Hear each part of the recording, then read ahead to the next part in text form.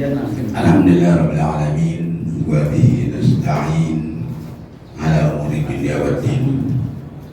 Wassalatu wassalamu ala asyrafil anbiya'i wal mursalin wa ala alihi wa sahbihi mayamin amma ba'du. Pertama-tama marilah bersama-sama kita menjadikan puji dan syukur kita kehadiran Ilahi ya Rabbal Alamin, yang mana telah memberikan rahmat dan syafaat serta nikmat kesehatan kepada kita semua, sehingga pada sore hari ini kita telah dapat bersama-sama berkumpul di Mushola Taufik Pengadilan Tinggi Agama Jambi dalam rangka melaksanakan sholat asar berjamaah berikut dengan kultum.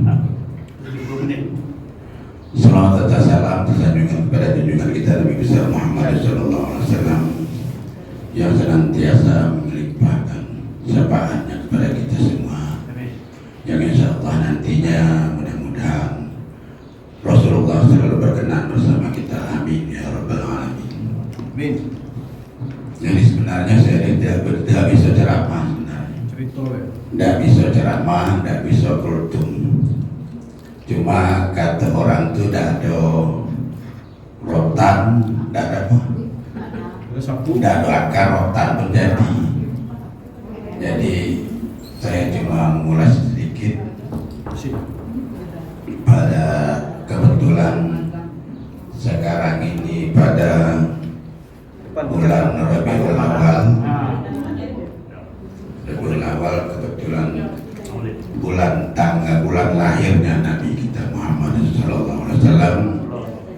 Tidak salahnya kita mengenang kelahiran beliau, karena Rasulullah SAW itu diutus ke permukaan bumi ini bukan sekedar diutus, tetapi dia menyempurnakan akhlak dan budi pekerti daripada makhluk yang ada di atas bumi ini, terutama pada zaman itu, zaman jahiliyah.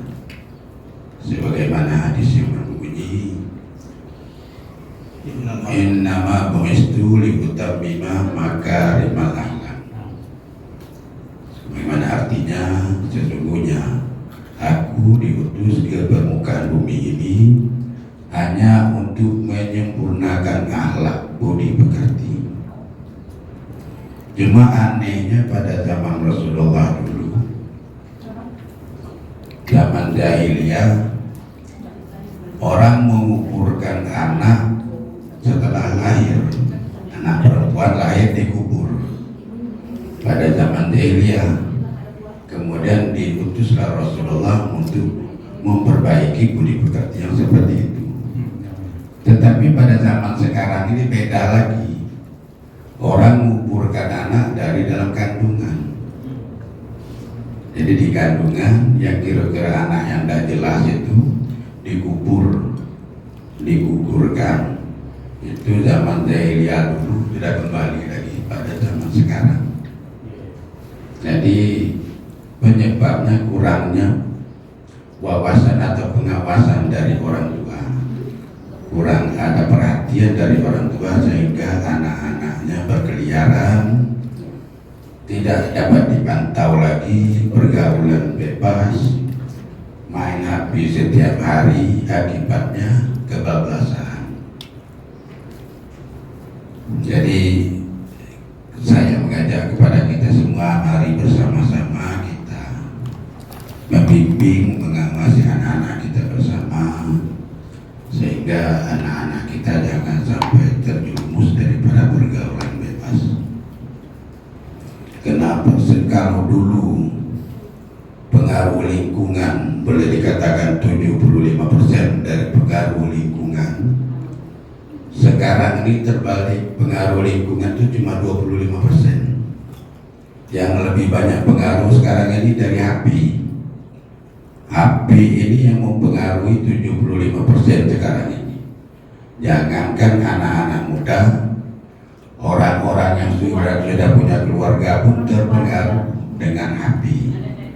Karena dari HP itu banyak nyanyian-nyanyian, banyak janjian-janjian sehingga kalau kurang mawas diri, kurang bisa membatasi diri, sehingga nantinya akan tenggelam, akan terpengaruh dengan ajaran dari teman-teman yang begini,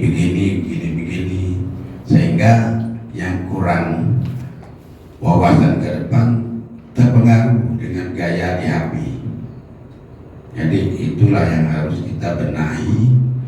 Maka kalau bisa di rumah kita bina daripada akhlak yang sempurna, yang baik, sesuai dengan junjungan kita Nabi besar Muhammad SAW. Karena Rasulullah itu diutus juga bukan sekedar untuk menyempurnakan akhlak, dia juga merupakan rahmatan lil alamin.